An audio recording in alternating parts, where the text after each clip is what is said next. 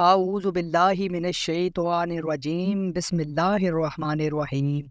شروع اللہ کے نام سے جو بڑا مہربان نہایت رحم کرنے والا ہے۔ اسلامک وظائف ٹی وی کے معزز ناظرین السلام علیکم۔ یا فتاحوں کا وظیفہ، ایسا عمل جو گھنٹوں میں آپ کی قسمت بدل دے گا۔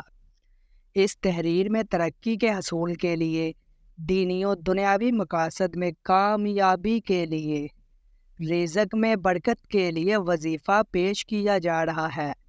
اگر آپ قرض میں ڈوبے ہوئے ہیں تو اس وظیفہ کی برکت سے اللہ کریم آپ کی تمام مشکلات کو حل فرمائیں گے، اور اس کی بات میں کوئی شک نہیں کہ اللہ کریم کے جو اسماء گرامی ہیں ان کی اتنی برکت اور اتنی وسعت ہے کہ انسان کی سوچ سے بھی باہر ہے۔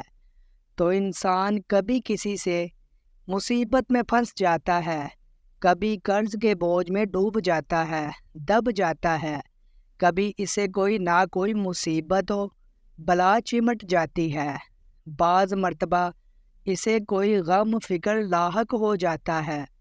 تو ان تمام مصیبتوں اور تکلیفوں کے لیے یہ جو اسماء گرامی بتائے جا رہے ہیں ان کا پڑھنا بہت ہی مفید ہے۔ ان کے پڑھنے کی برکت سے ہر قسم کی مشکلات دور ہوتی ہے، قرض، بیماری، غم فکر سے چھٹکارا نصیب ہوتا ہے۔ لیکن ان کو پڑھتے وقت تعداد پوری ہو، کم نہ ہو اور زیادہ بھی نہ ہو، اور رات دن میں ہر روز کسی وقت جب بھی سہولت ہو پڑھ لیا کریں، تو انشاءاللہ اللہ تبارک و تعالی آپ کے جو معاملات ہیں جو حل نہیں ہوتے، جنہیں سالوں گزر گئے، مہینے گزر گئے، وہ معاملات اللہ کے فضل و کرم سے گھنٹوں میں حل ہونا شروع ہو جائیں گے۔ نہایت ہی مجرب عمل ہے۔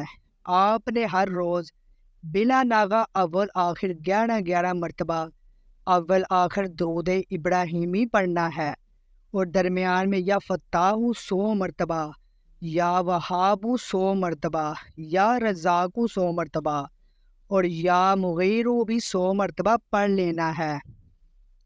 غالباً 5 یا 10 منٹ اس وظیفہ پر خرچ ہوں گے۔ جب آپ یہ وظیفہ کریں گے، شیطان آپ کو روکے گا، آپ کے راستے میں رکاوٹ ڈالے گا، لیکن آپ نے اللہ کی ذات پر بھروسہ اور توکل کرتے ہوئے آپ نے اس وظیفہ کو چند دن ضرور کرنا ہے، تو انشاءاللہ بہت جلد آپ کو اس وظیفہ کی برکت اور ملنا شروع ہو جائیں گی۔